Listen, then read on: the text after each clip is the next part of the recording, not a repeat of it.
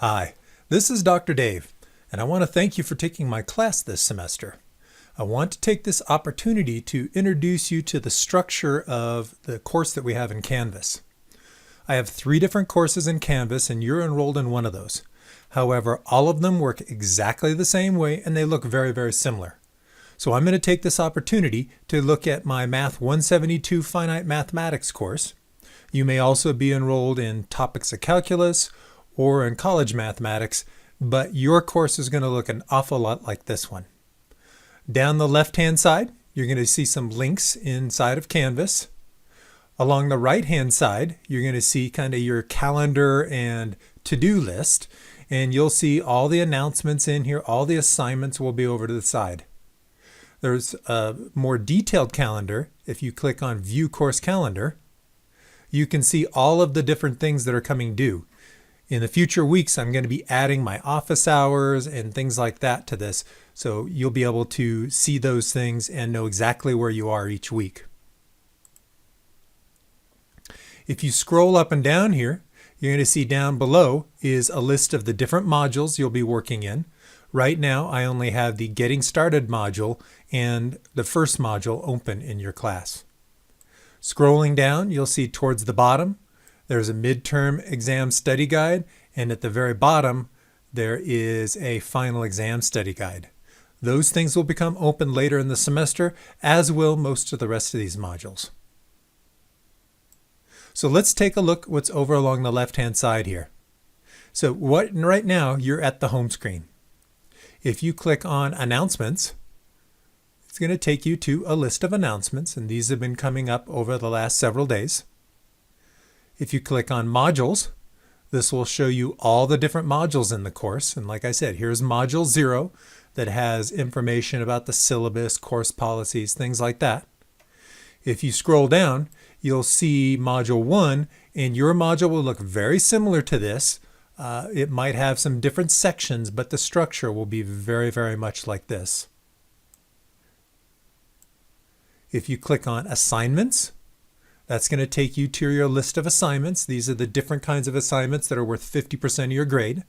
Remember, you have discussion assignments, you have derivative assignments, you have written assignments, and you have technology assignments. And there's some of each one of these here. As I make these assignments available, you'll see them here, but you'll also see them inside the module that you're working in, like Module 1. There's a direct link here into the discussion boards. And right now, the only thing here is an Introduce Yourself discussion. It's a graded discussion.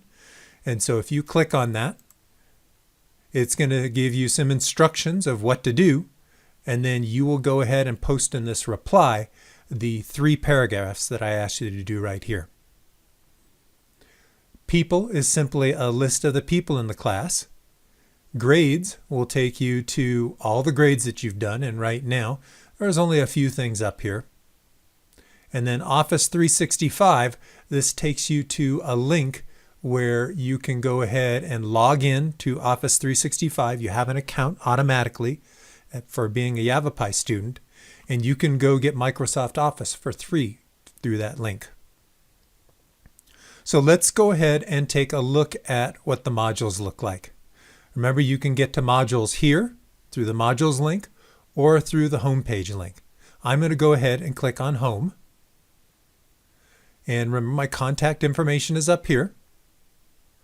I'm going to scroll down. I'm assuming you've kind of gone through the Getting Started part of the course. Let's go ahead and take a look at Module 1 in this finite math course. So in each one of these modules at the top, this is a link to a page that's a table of contents for the ebook and the workbooks for the particular class. So here, if you were to click on Chapter 1, it's going to go ahead and open this page and link you to a website that I've created. And this particular one has 4 sections in the first chapter. And if you were to go ahead and click on any one of these sections, you'd find the materials that you need to learn what you're supposed to be learning in the class. Now, those individual links are also down here. So where it says Section 1.1 Linear Functions, that takes you into the ebook and the workbook stuff, and it also has videos. What I'm going to do, though, is go up to week 1 here. because every week I'm going to give you a list of things to do and just a little bit of background. So up here, you see the background. If we scroll down a little bit, you'll see there's a list of things that you need to be working on. And you can get to those things by clicking on any one of these, or you could go over to assignments to get to the exact same place. Or you could even back up, and they're listed down here. So here's the discussion assignment, introduce yourself. Down below here is the section 1.1 derivative homework.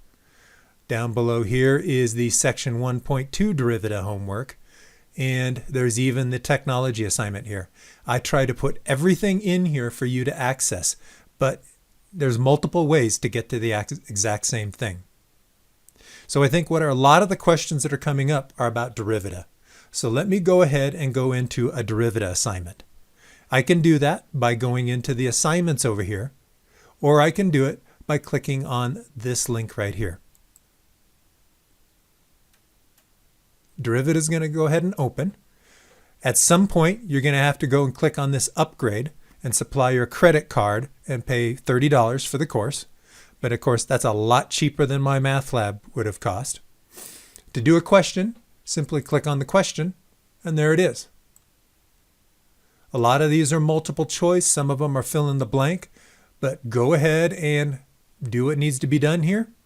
When you get to the very bottom, you'll click check answer, and then it'll grade it and give you the opportunity to do it again. You'll have 3 tries before it regenerates a new question. To go to the next question, you can click this button in the lower right-hand corner. And again, it has a problem here. This one wants you to put 2 into this formula. So let's see, 2 squared minus 4 times 2 minus 4. Let's see, I think that's going to be -8. So you would just type it in, -8. It's going to show you what it thinks you're trying to type in, because sometimes you have to type formulas in here. And so you'll put the formula in using some of these buttons down here, but it'll preview it for you. Once you've gone ahead and put in all your answers, like I said, click check answer. It's as simple as that. So you'll typically have a derivative assignment for each section in the textbook or the workbook that we're covering. So let me back up. You need to learn the material before you actually go in and do the homework. And that's what this link is right here, section 1.1 linear functions. So I'm going to click on that. It's going to open up a page inside of my website. And almost all of these always look the same. There's a bit of an introduction here. And then down below, in this course, these questions correspond to an ebook. If you're in topics of calculus or finite math, there's a detailed ebook here. If you're in Math 142 or topics in calculus, finite math, there's always a workbook. Plus there's a video playlist down here that you can click on and go through. Now, I don't expect you to go through every single thing here because there's a lot of stuff here. You need to kind of find a balance of what works for you. What I usually suggest is to go ahead and start with the workbook. So if you're in a face-to-face class, that'll be handed out in class. If you're in an online course, you're going to want to come in here and then go ahead and print this out. What's inside of that ebook is a summary of what you're trying to do. And then if you scroll down, you're going to find a guided example and a corresponding practice one. Typically, the written assignments will ask you to do 1 or 2 of these practice problems, take a picture of it, and then upload it into the assignment via Canvas. But I think what a good idea is to go ahead and work these things out and create some notes for yourself. There's not a huge number of things in here, but I think it's pretty doable to go in and work these out. Now, if you find yourself needing more information than what is right here, remember in this workbook, we're in question 1, what are independent and dependent variables? If you go backwards, well, here's more detail in an ebook. Click on that, and what you will find is much more detail that's in the workbook. So what you will probably find yourself doing is working from the workbook, referring back to the ebook as needed, and you may even find yourself coming down here and listening to me talk about things in this video down below. What you need to do as a student is to figure out what's the best way for you to learn the materials. This is where you're going to get the information. If you're in a face-to-face class, we'll do a lot of these things in class. But if you're an online student, you're going to want to be figuring out what's the best way, what's the most judicious use of your time. What I want to remind you is in each one of my classes, I try to schedule some time each week in the evening where I can meet with you and go over problems. In this particular class, it says on Tuesday, 7 to 7:45 in Zoom, I'm going to be available for you to consult with me, do problems, whatever. We can interact. I can write things down, all sorts of stuff. To get into one of those Zoom meetings, all you need to do is click down here on the Zoom office hours. That will connect us up. When I'm having my regular office hours on 9:15 to 11, I'm also connected on Zoom. You can click right there and you'll be connected up to me directly. Now, outside of these times, I have a huge amount of availability. If you want to schedule an appointment with me, click on Schedule an Appointment. And you can schedule a time in my office where we can meet individually, or you can schedule to meet me inside of Zoom. So for instance, if you just needed to meet and go over a problem, you could click on this link. It's going to say in the next week, here are the days that I'm available. Typically, I like to have you schedule these things at least 2 days in advance. But if you don't have 2 days in advance, just email me directly. But if you were to click on this one for Friday right here, it's going to show the availability that I have coming up this Friday. Or on Monday, it's going to show a lot more times. The reason why I ask you to do it at least 48 hours in advance is I don't want you to schedule a time when I'm picking up my son or I'm at the grocery store. There's good Wi-Fi at Safeway, but I don't think I want to be doing a Zoom meeting from Safeway.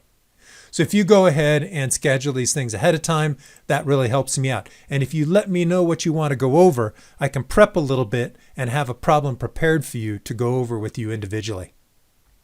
So I hope this has been a good introduction to the course. If you want to ask any other questions, go ahead and pop me an email. My email address is right up here, and normally I can get back to you pretty quickly. So thanks for listening, and let me know if there are any more questions.